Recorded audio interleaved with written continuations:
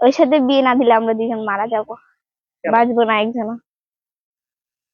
ও আমাকে খুব ভালোবাসে, আমি ওকে খুব ভালোবাসি।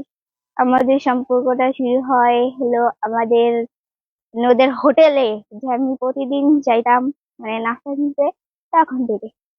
সে যেদিন সেদিন থেকে আমাকে পছন্দ করতো। এখন আমার ফ্রেন্ড, ওর বন্ধু, মানে ওর বন্ধু কাছে বইলা তারপর আমাকে প্রপোজ করছে। আমি মানি নাই। ও আর কি পরে আরেকবার প্রপোজ করছিল, তিনবার প্রপোজ করছে, আমি মানা করে দিই।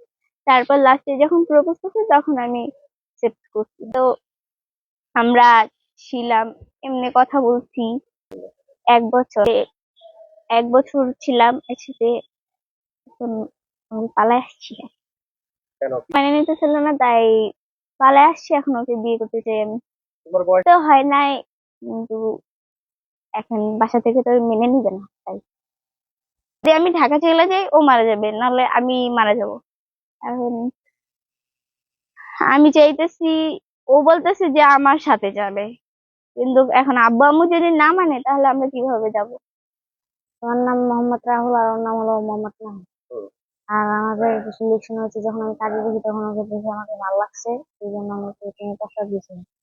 তারপরে 2 দিন পর সে এসে আমরা রাজি হয়েছে। তারপরে আমাদের রিলেশন 1 বছর, তারপরে বাসা থেকে মেনে নিচ্ছিল না বিয়ে করার কথা।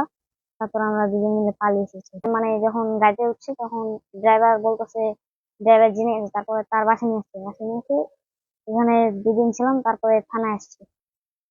মায়ের সাথে যদি আমার বিয়ে না যায় তাহলে আমি আরো বাঁচবো না। বন্ধুর সাথে আমি আসছিলাম এই জায়গায়, আমার বন্ধুর বান্ধবী আমারে বললে আনছে বন্ধুর বান্ধবী লাগে। এখন আমি ভাবছি বান্ধবী লাগে, তারপর কয় কি, আমি বলছি কই যাস, কয় নানি বাড়ি, আমাকে নিয়ে যাবি? আমি বলছি চল। তারপরে এখানে আইয়া জানতে পারি ওরা গার্লফ্রেন্ড, ওদের মধ্যে 1 বছরের সম্পর্ক। আমাদের তারপর আমরা এখন থানায় আছি, আমাদের ওদের জন্য থানায় আছি এখন।